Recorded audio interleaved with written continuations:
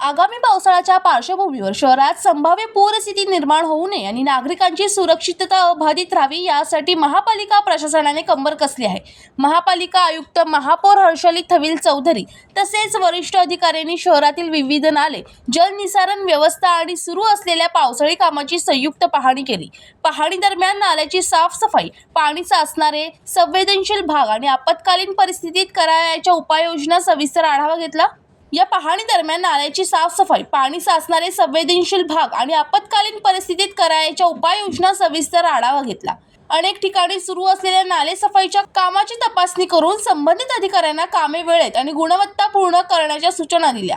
पावसाळ्यात नागरिकांना कोणत्याही प्रकारचा त्रास होऊ नये, रस्त्यावर पाणी साचू नये आणि आपत्कालीन परिस्थितीत तातडीने प्रतिसाद द्यावा यासाठी सर्व यंत्रणा सज्ज ठेवण्यात आल्याचे प्रशासनाने स्पष्ट केले। पावसापूर्वीच प्रशासनाच्या सतर्कतेमुळे शहरवासियांमध्ये दिलासाचे वातावरण निर्माण झाले आहे।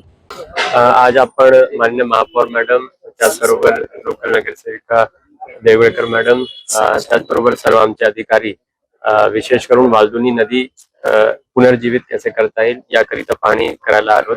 त्याकरिता या ठिकाणची जी समिती आहे आणि उतेकर साहेब यांनी काल निवेदन दिला होता, त्यामुळे महापौर मॅडम आणि मी या ठिकाणी आलेलो आहोत।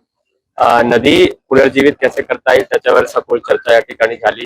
त्याच्यामध्ये नदीला डिसिल्टेशन म्हणजे त्याचे गाळ काढून त्याचे रुंदीकरण पण करता येऊ शकेल। त्याचबरोबर तिथे कचरा कोणी टाकू नये, मग त्या प्रकारची साफसफाई आणि ट्री प्लांटेशन, वृक्षारोपण करून नदी पुनर्जीवित कसे करता येईल याबद्दल सकारात्मक चर्चा झाली। त्याकरिता प्रशासनामार्फत डीपीआर तयार करण्यात येईल आणि त्याचबरोबर काही प्रमाणात काही काम आपण लगेच सुरू करू शकतो, यामध्ये प्रशासन सकारात्मक रीतीने काम करेल।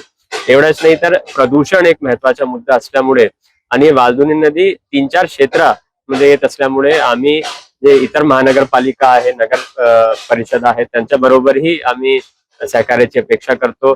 विशेष करून महाराष्ट्र पॉल्युशन कंट्रोल बोर्डलाही आम्ही संपर्क साधून त्यांनाही विनंती करू की जेवढे उद्योजकांचे आणि उद्योगांचे प्रदूषण या ठिकाणी होत आहे तर त्यालाही थांबण्याकरिता त्यांनी मदत करावी आणि एक चांगला डीपीआर बनवून माननीय लोकप्रतिनिधी असतील, माननीय मुख्यमंत्री, उपमुख्यमंत्री साहेब असतील, त्यांच्या मदतीने आपण पुनर्जीवित करण्याचे काम या ठिकाणी करण्याचा प्रयत्न करूया। इस्माईल शेख, जनशक्ती कल्याण।